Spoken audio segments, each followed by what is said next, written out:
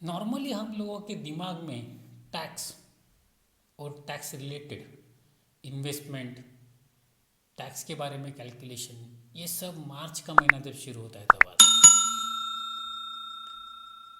है। 90% लोग ELSS में जो इन्वेस्टमेंट करते हैं वो एक मुश्त ही करते हैं, जबकि आइडियली आपको ELSS में SIP करना चाहिए। देखिए, ELSS ये इक्विटी ओरिएंटेड फंड है। इसमें कम से कम 80% इक्विटीज़ में रहता है। तो इक्विटी में निवेश करते वक्त कभी भी SIP करना ज़्यादा बेहतर है एक मुश्त इन्वेस्टमेंट करने की बजाय। तो काफ़ी बार ये क्वेश्चन रहता है और कि मैं इन्वेस्टमेंट करूँ तो किस में करूँ। तो चलिए, आज मैं आपकी ये जो डिफ़िकल्टी है कि मैं ELSS में निवेश करूँ तो किस फंड में करूँ, ये मैं आपकी कम कर देता हूँ। आज मैं आपके सामने पेश करता हूँ टॉप 3 ELSS फंड 2020 के लिए। देखिए, ये फंड का और जो डिटेल है इनमें से तीनों फंड का, इसके लिए मैं एक सेपरेट वीडियो के बाद में बनाने ही वाला हूँ। लेकिन मैं आज आपको इन 3 फंड के नाम शेयर कर दूँ। मैं क्यों आपको बता रहा हूँ? क्योंकि मेरी इच्छा है कि आप टैक्स प्लानिंग का जो SIP है वो अभी जुलाई चल रहा है, अगस्त चल रहा है, कम से कम सितंबर से तो शुरू करें। तो वैसे भी 5 महीने, अगर अप्रैल से देखा जाए तो वैसे तो 3-4 महीने वैसे ही निकल गए हैं। तो आगे के जो महीने वो वेस्ट न जाए और आप अपना टैक्स के लिए इन्वेस्टमेंट शुरू कर दें। तो चलिए देखते हैं टॉप 3 ELSS फंड्स।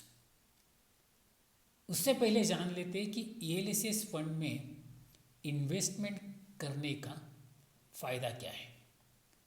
सबसे पहला बेनिफिट कि ELSS फंड जो है उनको फंड मैनेजर को फ्रीडम मिलता है कि उनको लार्ज कैप में, स्मॉल कैप में, मिड कैप में ऐसा कोई रिस्ट्रिक्शन नहीं है।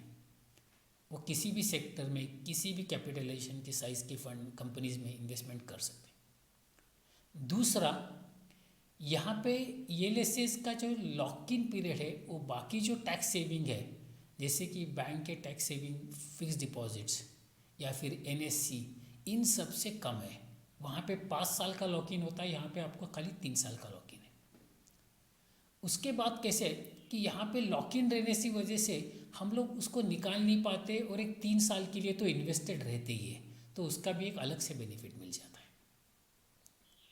चौथा, ELSS फंड में हम लोग 1.5 लाख तक इन्वेस्ट कर सकते हैं और उसके ऊपर हम लोगों को ज़्यादा से ज़्यादा 30% या 33% पकड़ ले तो 50,000 रुपये तक टैक्स बचा सकते हैं।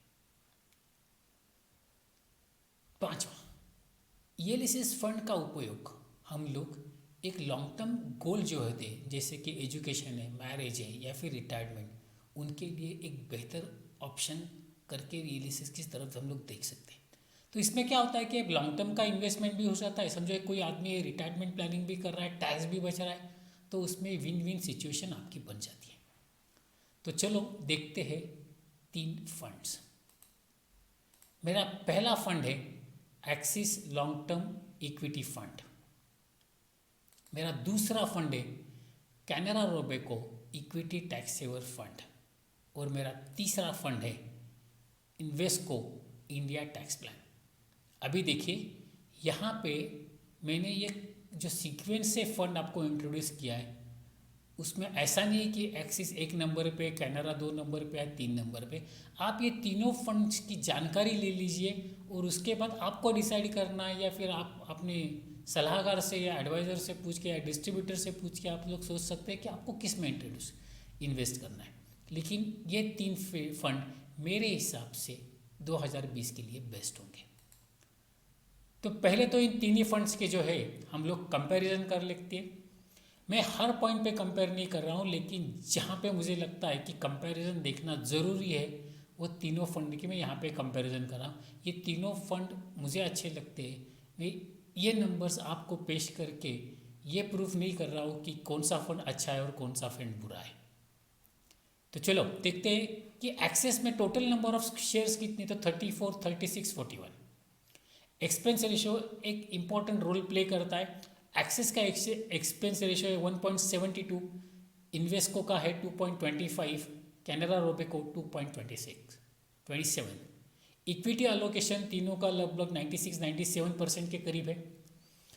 3 साल का SIP का जो रिटर्न आया है वो एक्सेस का 1.98, इन्वेस्को का 1.77 और कैनरा रोबेको को 3.99। इनका असेट अंडर मैनेजमेंट जो है वो यहाँ पे मैंने दिखाया है। उसके बाद 1 साल के अगर रिटर्न देखें तो इनका जो रिटर्न है, फंड का रिटर्न है एक्सिस का 3.79, इन्वेस्को का 6.59, कैनरा रोबेको का 12.39। वहीं बेंचमार्क का इंडेक्स जो रिटर्न है 1 साल के लिए वो 4.11% है। जो बेंचमार्क से ऊपर का जो रिटर्न उन्होंने जनरेट किया है वहाँ पे देखा जाए तो एक्सिस का -0.32% है, इन्वेस्को का 2.48% और इसका जो है 9.41%। ये सिंपल है, मैंने बेंचमार्क से फंड का जो रिटर्न है वो खाली सब्ट्रैक्ट कर दिया है। 3 साल के रिटर्न का फिगर जो है आपके सामने, अगर आप चाहें तो यहाँ पे पॉज करके भी आप देख सकते कि फंड टू फंड कंपैरिजन कैसा आ रहा है और फंड टू बेंचमार्क कंपैरिजन कैसा है, और फंड और बेंचमार्क जो इंडेक्स है उनमें डिफरेंस कितना आ रहा है, मतलब ये कौन सा फंड उनके अंडरलाइन बेंचमार्क को कितने % से बीट कर रहा है। और जो सबसे है कि मैंने रैंक 3 साल के लिए बताया, इसका मतलब कि 3 साल के रिटर्न अगर हम लोग इस कैटेगरी के कंपेयर कर ले तो टॉप सबसे अच्छे रिटर्न जो दिए वो है कैनरा रोबेको ने, उसके बाद एक्सिस लॉन्ग टर्म ने और उसके बाद इन्वेस्को इंडिया टैक्स प्लान ने। वही 5 साल के रिटर्न आपके सामने तीनों फंड और फिर बेंचमार्क इंडेक्स से कंपेयर करने के लिए यहाँ पे भी आप पॉज करके ठीक से देख सकते हैं कि नंबर्स कैसे है।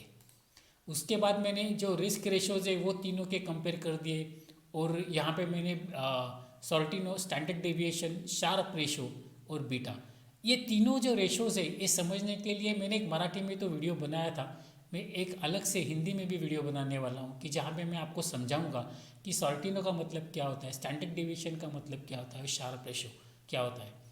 तो उसके बाद हम लोग, क्योंकि ये छोटा वीडियो बनाना पड़ता है मुझे 10 मिनट के अंदर अंदर, तो मुझे ज़्यादा इन्फॉर्मेशन मैं आपको दे नहीं सकता। तो उसके बाद हम लोग देखेंगे कि ये तीनों फंड मैंने आपको बता दिए, इन तीनों फंड के 5 साल के रिटर्न मैंने आपको बता दिए, रेशोज़ बता दिए हैं, उसके बाद इनमें कितने शेयर्स है वो बता दिए। इसके साथ ही तीनों फंड्स के मैं स्टैंड अलोन अलग अलग वीडियो भी आपको बताने वाला हूँ। तो मुझे गारंटी है कि आपको आपका ELSS फंड चूज़ करते वक्त इस साल दिक्कत नहीं होने वाली है। अगर आपको ये वीडियो अच्छा लगा है तो इसे लाइक कर देना। अगर ये लगता है कि आपके साथ ये वीडियो आपके दोस्तों के रिलेटिव लोगों को के भी काम में आ सकता है तो आप शेयर ज़रूर कर देना। और अगर आप इस चैनल पे नए हैं तो इस चैनल को सब्सक्राइब कर देना, और सब्सक्राइब करते वक्त बेल आइकॉन दबाना ना भूलना, क्योंकि जब आप बेल आइकॉन दबाते हैं तो जब भी मैं नया वीडियो ऐड करता हूँ या अपलोड करता हूँ तो आपको उसका अलर्ट मिल जाता है, तो आप वो वीडियो मिस नहीं करते। Thank you very much.